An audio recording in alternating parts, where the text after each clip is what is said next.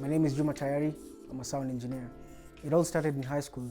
I learned how to DJ. It was so awesome and cool. I had to teach myself how to use the software. And later in 2010, I had access to hardware.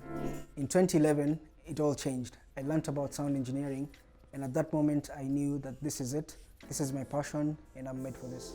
So I convinced my parents to take me to Nairobi, where I could study sound engineering. It was a very strong foundation for me.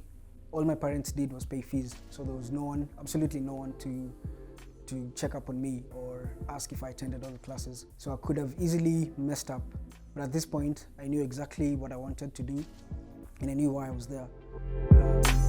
I had to make something out of it. I knew that this was a chance for me to be a sound engineer. Shortly after that, I went to study higher certificate in one of the leading creative media institutes, SAE. It was a very intense year. This was the point where I had to learn all the skills that I've acquired to this point.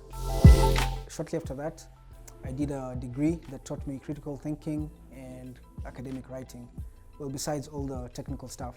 This was the point where I turned from being an amateur to a professional. I've done a few things as a student while in South Africa. I was on film sets as a sound engineer, which means I used to do location sound recording, ADR, and post-production. I've also done live sound.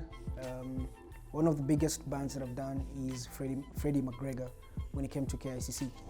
Seeing the students go from being very ambitious to being in the industry as professionals is my biggest reward. I want to give opportunities to as many creatives as possible.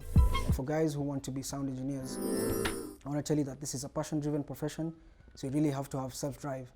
And for you to be set apart, and for you to set yourself apart from the rest, you have to practice, practice, and practice, and finally, use your ears. Listen.